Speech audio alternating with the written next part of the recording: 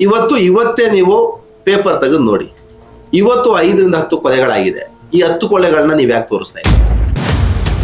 ನೇಹ ಕೊಲೆ ಆಗಿರ್ಬೋದು, ಹತ್ಯೆ ಪ್ರಕರಣ ಆಗಿರ್ಬೋದು, ಇದು ಸೌಜನ್ಯದಾಗಿರ್ಬೋದು, ಇಲ್ಲ ಪ್ರತಿ ಅಂಕಿ ಅಂಶಗಳ ಪ್ರಕಾರ ಪ್ರತಿನಿತ್ಯ ಹೆಣ್ಣು ಮಕ್ಕಳ ಮೇಲೆ ಅತ್ಯಾಚಾರಗಳು ನಡೀತಾ ಇದೆ. ಮೀಡಿಯಾದವ್ರಿಗೆ ಅವ್ರಿಗೆ ಪರ್ಸನಲ್ ರಿವೆಂಜ್ ಇರ್ಬೋದು, ಇಲ್ದಿರ್ಬೋದು, ಒಬ್ಬೊಬ್ರದ್ದು ಒಂದೊಂಥರ ನಾವು ಹೇಳೋದಕ್ಕೆ ಬರಲ್ಲ. ಈ ಮೀಡಿಯಾದವ್ರು ತಪ್ಪು ಅಂತ ಹೇಳಕ್ಕೂ ಬರಲ್ಲ, ಸರಿ ಅಂತ ಹೇಳಕ್ಕೂ ಬರಲ್ಲ.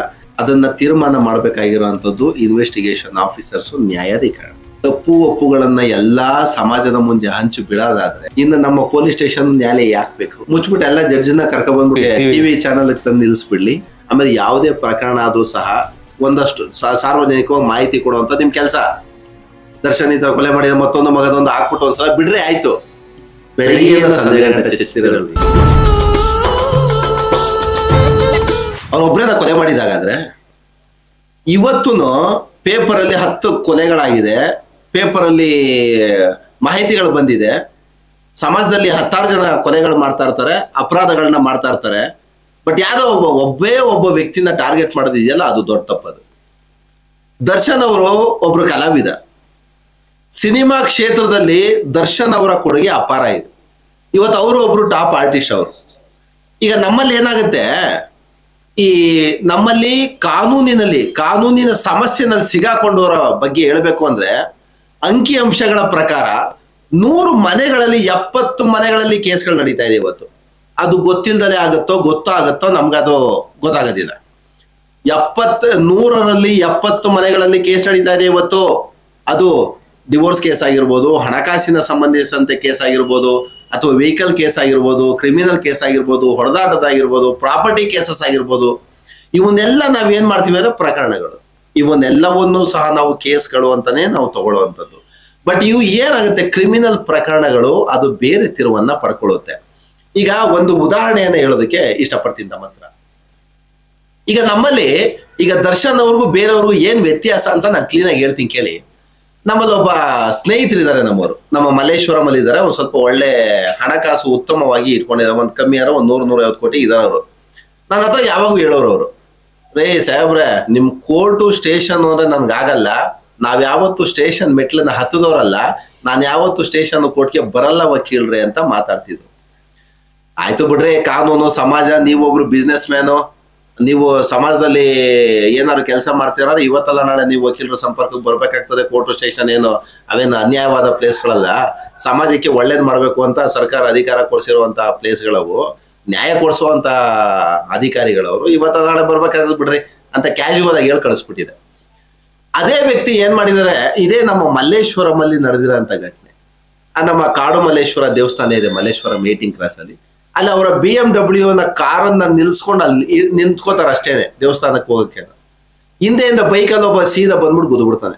ಡೋರ್ ಓಪನ್ ಮಾಡಿ ಇಳಿಯೋದಕ್ಕೂ ಅವ್ನು ಬಂದು ಗುದಿಯೋದಕ್ಕೂ ಸರೋಯ್ತು. ನಮ್ಮ ಸ್ನೇಹಿತರಿಗೆ ಏನಾಗ್ತದೆ, ಕಾಲು ಫುಲ್ ಫ್ರಾಕ್ಚರ್ ಆಗೋಯ್ತು. ಕಾಲು ಮುರಿದೋಗುತ್ತೆ, ಮೂಳೆ ಮುರಿದೋಗಿ ಅಲ್ಲೇ ಬಿದ್ದೋಗ್ತಾರೆ. ಈಗ FIR ಆಗ್ಲೇಬೇಕು, ಪೊಲೀಸವ್ರು ಬರಲೇಬೇಕು, ಸ್ಟೇಷನ್ ಹತ್ರ ಕಾರ್ ತಗೊಂಡು ಹೋಗ್ಲೇಬೇಕು, ವಕೀಲರು ಬೇಕೇ ಬೇಕು. ಇನ್ನು ನಾವ್ ಏನಂತೀವಿ ನೋಡಿ, ಅವರ ಮನ್ಸಲ್ಲಿ ಏನಿತ್ತು ಹೇಳಿ, ನಾವು ಸ್ಟೇಷನ್ನು ಕೋರ್ಟ್ಗೆ ಹೋಗ್ಬಾರ್ದು, ಅದು ಯಾವ ಪ್ರಕರಣಗಳ ಬೇಕಾದ್ರೂ ಆಗ್ಬೋದು. ಅವನೇನಾರು ಅನ್ಕೊಂಡಿದ್ನ, ನನಗೆ ಇವತ್ತು ಹೆಚ್ಚು ಕಮ್ಮಿ ಆಗತ್ತೆ, ನಾನು ಇವತ್ತು ಆಕ್ಸಿಡೆಂಟ್ಗೆ ಒಳಗಾಗ್ತೀನಿ, ನನಗೆ ಕಾಲು ಮುರಿದೋಗುತ್ತೆ, ನನಗೆ ಪೊಲೀಸು ವಕೀಲರು ಸಹಕಾರ ಬೇಕು ಅಂತ ಅವ್ರೇನು ಅಸ್ಯೂಮ್ ಮಾಡ್ಕೊಂಡಿರಲ್ಲ. ನಮ್ಮಲ್ಲಿ ಯಾವುದೇ ಅಪರಾಧಗಳಾದ್ರೂ ಇದೇನೆ, ಅಪರಾಧಿಕ ಉದ್ದೇಶ ಯಾರತ್ತನೂ ಇರಲ್ಲ. ಇವತ್ತು ನನಗೆ ಹೆಚ್ಚು ಕಮ್ಮಿ ಆಗುತ್ತೆ ಅನ್ನೋ ಹಾಗಿದ್ರೆ ಅದು ದರ್ಶನ್ಗಾಗಿರ್ಬೋದು, ಅವ್ರಿಗಾಗಿರ್ಬೋದು. ಇವತ್ತು ಅವನೊಬ್ಬ ಬಂದು ನನ್ನ ಹತ್ರ ಹತ್ಯೆ ಒಳಗಾಗ್ತಾನೆ ಹಂಗಿದ್ದ, ಹೋಗ್ತಾನೆ ಇರ್ಲಿಲ್ಲ ಅವರು. ಇದು ಸೆನ್ಸ್ ಅಲ್ವಾ? ಈಗ ಎರಡೂ ಅಪರಾಧಗಳು ನಡೆದೋಯ್ತು. ಈಗ ಅವನಿಗೂ ಹೆಚ್ಚು ಕಮ್ಮಿ ಆಗೋಯ್ತು, ಇವ್ರಿಗೂ ಹೆಚ್ಚು ಕಮ್ಮಿ ಆಗೋಯ್ತು. ಬಟ್ ಆ ಪ್ರಕರಣಗಳನ್ನ ನೀವು ಬಿಂಬಿಸೋದಿಲ್ಲ ನೋಡಿ. ಒಂದು ವಾಸ್ತವ ಸತ್ಯಾಂಶ ಹೇಳ್ತೀನಿ ಕೇಳಿ. ಇವತ್ತೇ ನೀವು ಪೇಪರ್ ತೆಗೆದು ನೋಡಿ. 5ರಿಂದ 10 ಕೊಲೆಗಳಾಗಿದೆ. ಈ 10 ಕೊಲೆಗಳನ್ನ ನೀವು ಯಾಕೆ ತೋರಿಸ್ತಾ ಇಲ್ಲ?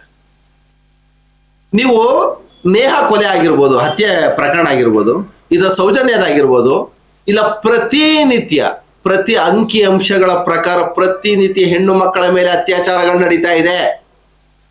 ನೀವು ಮಾಧ್ಯಮದವರು ಎಷ್ಟು ಮಟ್ಟಿಗೆ ನ್ಯಾಯ ಕೊಡಿಸ್ತಾ ಇದ್ದೀರಾ ಹಾಗಾದ್ರೆ? ಯಾರೋ ಒಬ್ಬ ಸೆಲೆಬ್ರಿಟಿ ಏನಾದ್ರು ಮಾತೆತ್ತರು ನೋಡಿ ಪ್ರತಿಯೊಬ್ಬರು ಬೇಜಾರು ಮಾಡ್ಕೊಬಿಟ್ಟಿದ್ದಾರೆ. ಮಾತೆತ್ತರೆ TRP ಬರುತ್ತೆ, ದುಡ್ಡು ಬರುತ್ತೆ, TRP ಬರುತ್ತೆ, ದುಡ್ಡು ಬರುತ್ತೆ. ರೀ, ಒಬ್ಬ ವ್ಯಕ್ತಿಯನ್ನ ಬಳಸ್ಕೊಂಡು ಎಷ್ಟು ಅಂತ ದುಡ್ಡು ಮಾಡ್ತಿರ್ರಿ, ಎಷ್ಟು ಅಂತ TRPಗೆ ಒಳಗಾಗ್ತಿರ್ರಿ ನೀವು. ಇವತ್ತು ಸಮಾಜದಲ್ಲಿ 10 ಕೊಲೆಗಳಾಗ್ತಿದೆ, 10 ಅತ್ಯಾಚಾರಗಳಾಗ್ತಿದೆ. ಯಾರೂ ಮಾಡಿಲ್ದೇ ಇರೋಂಥ ಪ್ರಕರಣಗಳ ದರ್ಶನ್ ಮಾಡ್ಬಿಟ್ರೆ ಹಾಗಾದ್ರೆ ನಮ್ಗೆ ಆಸ್ ಎ ಪ್ರೊಫೆಷನಲ್ ಆಗಿ ನಾವು ನೋಡ್ಬೇಕು ಅಂದ್ರೆ ದರ್ಶನ್ ಒಬ್ಬ ಅಕ್ಯೂಸ್ಡ್ ಅಷ್ಟೇ, ದರ್ಶನ್ ಒಬ್ಬ ಆರೋಪಿ. ಕೋರ್ಟ್ಗೆ ಬಂದಾಗ ನಾವು ಒಬ್ಬ ಸಾಮಾನ್ಯ ಪ್ರಜೆ ಅಂತೆ ಟ್ರೀಟ್ ಮಾಡ್ತೀವಿ ಅವ್ರನ್ನ. ದರ್ಶನ್ ಒಬ್ಬ ಸೆಲೆಬ್ರಿಟಿ, ದುಡ್ಡಿದೆ, ಅಧಿಕಾರ ಇದೆ, ಯಾರ ಕಡೆಯಿಂದ ಇನ್ಫ್ಲೂಯೆನ್ಸ್ ಮಾಡಿಸ್ತಾರೆ, ಕೋರ್ಟ್ ಗೇಟಿಂದ ಒಳಗೆ ನಡೆಯಲ್ಲ. ಅದು ಒಬ್ಬ ಸಾಮಾನ್ಯವಾದ ಪ್ರಜೆ ತರ ಬರ್ತಾರೆ, ಸಾಮಾನ್ಯವಾದ ಪ್ರಜೆಯಾಗಿ ಆಚೆ ಹೋಗ್ತಾರೆ. ಅದು ಟ್ರಯಲ್ ನಡೆಯುತ್ತೆ, ಕೋರ್ಟಲ್ಲಿ ಪ್ರೂವ್ ಆಯ್ತು ಅಂದ್ರೆ ಶಿಕ್ಷೆ ಆಗುತ್ತೆ, ಇಲ್ಲ ಅಂದ್ರೆ ಹೊರಗಡೆ ಬರ್ತಾರೆ ನಿರಪರಾಧಿ. ಬಟ್ ಇದನ್ನ ಈ ಮೀಡಿಯಾದವ್ರು ಏನ್ ಮಾಡ್ತಿದ್ದಾರೆ ಅಂದ್ರೆ ಫುಲ್ ಟಾರ್ಗೆಟ್ ಮಾಡಿದ್ದಾರೆ. ಮೀಡಿಯಾದವ್ರಿಗೆ ಅವ್ರಿಗೆ ಪರ್ಸನಲ್ ರಿವೆಂಜ್ ಇರ್ಬೋದು, ಇಲ್ದಿರ್ಬೋದು, ಒಬ್ಬೊಬ್ರದ್ದು ಒಂದೊಂದ್ ತರ ನಾವ್ ಹೇಳೋದಕ್ ಬರಲ್ಲ. ಈ ಮೀಡಿಯಾದವ್ರು ತಪ್ಪು ಅಂತ ಹೇಳಕ್ಕೂ ಬರಲ್ಲ, ಸರಿ ಅಂತ ಹೇಳಕ್ಕೂ ಬರಲ್ಲ. ಆಮೇಲೆ ಯಾವುದೇ ಪ್ರಕರಣ ಆದ್ರೂ ಸಹ ಒಂದಷ್ಟು ಸಾರ್ವಜನಿಕವಾಗಿ ಮಾಹಿತಿ ಕೊಡುವಂತ ನಿಮ್ ಕೆಲಸ.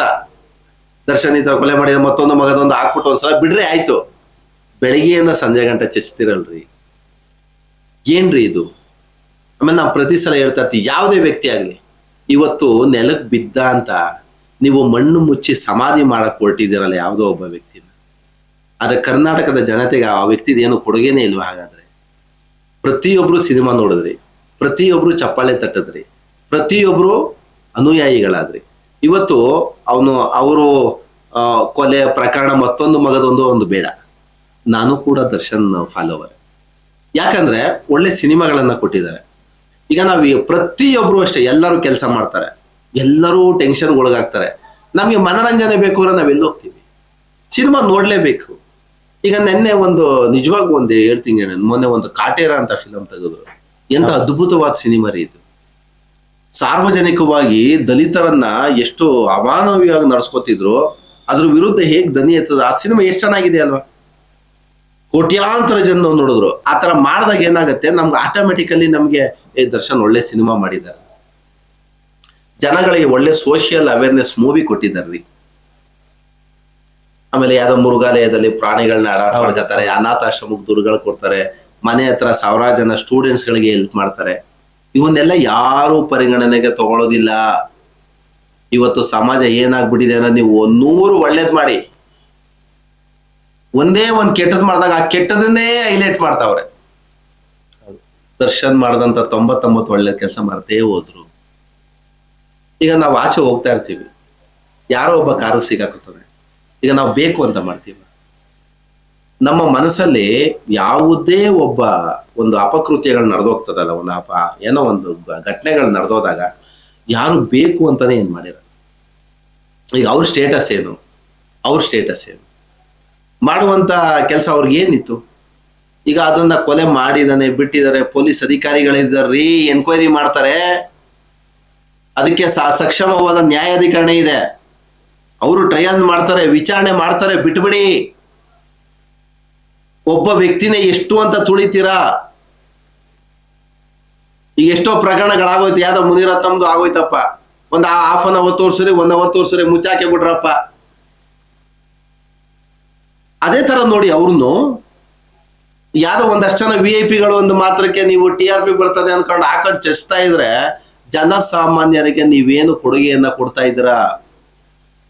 ದಯಮಾಡಿ ಎಲ್ಲ ಚಾನಲ್ ಅವ್ರಿಗೂ ನಾನು ರಿಕ್ವೆಸ್ಟ್ ಮಾಡುವಂಥದ್ದು, ಇನ್ ಫ್ಯೂಚರ್ ಯಾವ್ದಾದ್ರು ಘಟನೆಗಳಾಗಿರ್ಬೋದು, ಯಾವುದೇ ಒಬ್ಬ ವ್ಯಕ್ತಿ ಏನಾದ್ರು ತಪ್ಪು ಮಾಡಿದಂಥ ಸಂದರ್ಭದ ಒಂದ್ಸಲ ನಿಮ್ಮ ಅಧಿಕಾರ, ಜನಗಳಿಗೆ ಮಾಹಿತಿ ಕೊಡುವಂಥದ್ದು ನಿಮ್ಮ ರೈಟ್ಸ್, ನೀವು ಕೊಡಿ, ಸಾರ್ವಜನಿಕ ಸಂದೇಶ ಕೊಡಿ.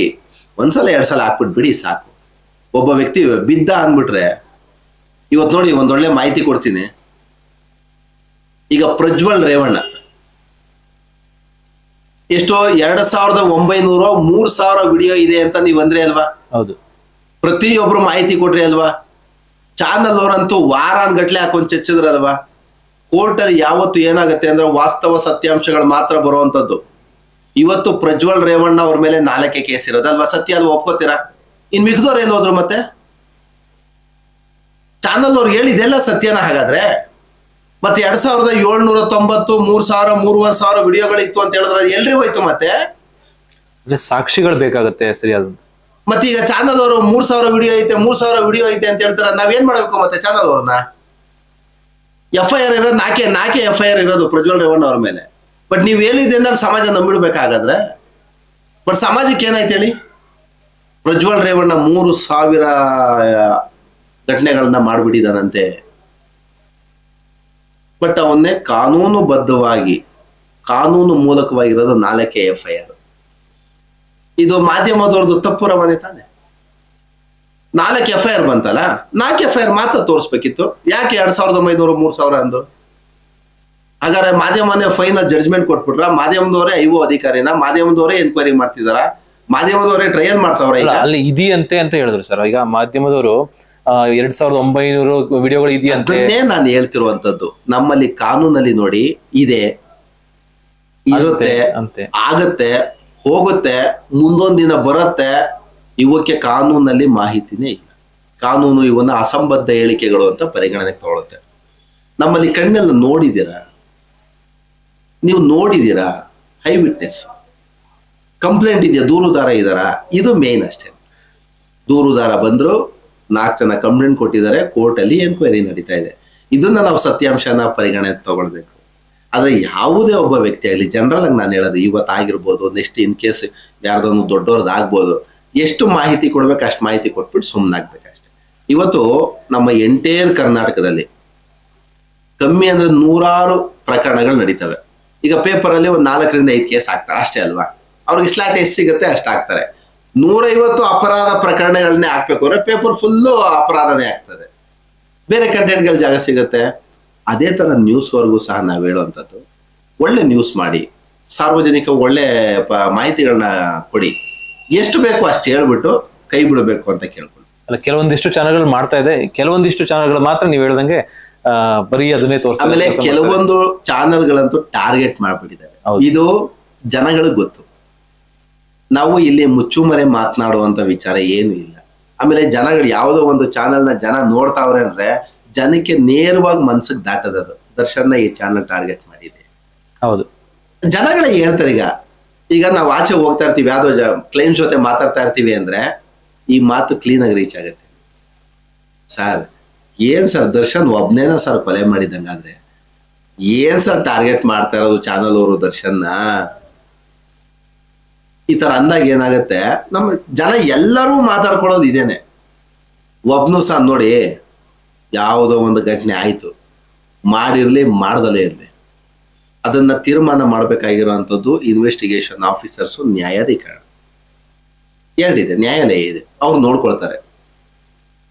ತಪ್ಪು ಒಪ್ಪುಗಳನ್ನ ಎಲ್ಲಾ ಸಮಾಜದ ಮುಂದೆ ಹಂಚು ಬಿಡೋದಾದ್ರೆ ಇನ್ನು ನಮ್ಮ ಪೊಲೀಸ್ ಸ್ಟೇಷನ್ ನ್ಯಾಯಾಲಯ ಯಾಕೆ ಬೇಕು? ಮುಚ್ಬಿಟ್ಟು ಎಲ್ಲ ಜಡ್ಜನ್ನ ಕರ್ಕೊಂಡ್ ಬಂದ್ಬಿಟ್ಟು ಕೋರ್ಟ್ಗೆ ಕೊಂಡಿಸ್ಬಿಡ್ಲಿ, ಪ್ರೆಸ್ ಟಿವಿ ಚಾನಲ್ ತಂದು ನಿಲ್ಲಿಸ್ಬಿಡ್ಲಿ, ಇಲ್ಲ IO ಅಧಿಕಾರಿಗಳನ್ನ ಕರ್ಕೊಂಡ್ಬಂದು ಕ್ಲೀನ್ ಆಗಿ ವಿಡಿಯೋ ಮಾಡಿಸ್ಬಿಟ್ಟು ಸ್ಲಾಟ್ ತಗೊಂಡು ಕ್ಲೀನ್ ಆಗಿ ಒಂದು ಲೈವ್ ಡಿಬೇಟ್ ಅನ್ನ ಮಾಡ್ಬಿಟ್ಟು ಅಲ್ಲೇ ಜಡ್ಜ್ಮೆಂಟ್ ಕೊಟ್ಬಿಟ್ಟು